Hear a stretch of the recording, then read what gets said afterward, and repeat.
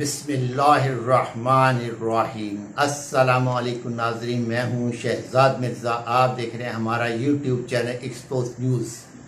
नाज़रीन, expose news हमारा Facebook page भी है, उस पर भी जाके हमारी वीडियोस को आप देख सकते हैं।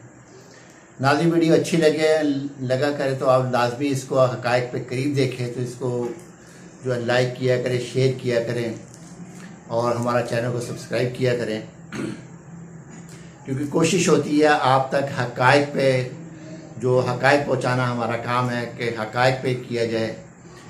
जो मुखालफत बुराई मुखालफत पे हम आपको आपको नहीं देते, वीडियो नहीं दिखाते, इसलिए कि हक़ाइक़ पे जो होती है हमारी वीडियो वो दिखाई जाती है। जो हक़ाइक़ इस वक्त चल रहे होते हैं सियासत के अंदर, वो आपको दिखाया जाता है। नाज़रीन, अब जो है सिलसिला पीटीआई की अब बारी है। पहले पीडीएम की बारी थी, अब पीटीआई की बारी है।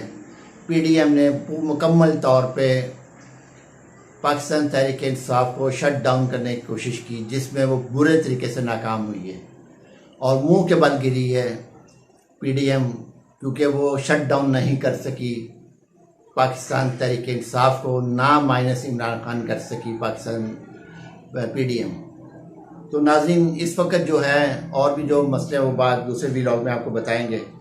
इस वक्त जो है, क्योंकि 14 अगस्त को ये आज़ादी का दिन है, पाकिस्तान आज़ाद हुआ था, तो उस दिन इन्होंने असम्बली तहलील करने का फ़ैसला किया है।